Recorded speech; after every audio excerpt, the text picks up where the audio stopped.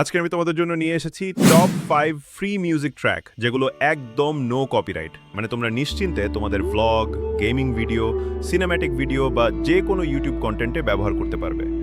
এইসব মিউজিকগুলো আমি নিজে ইউটিউব অডিও লাইব্রেরি থেকে খুঁজে বের করেছি, যাতে তোমাদের আলাদা করে খুঁজতে কষ্ট না হয়। ভিডিও নিচে ডিসক্রিপশন বক্সে প্রতিটি মিউজিকের নাম দিয়ে দেব।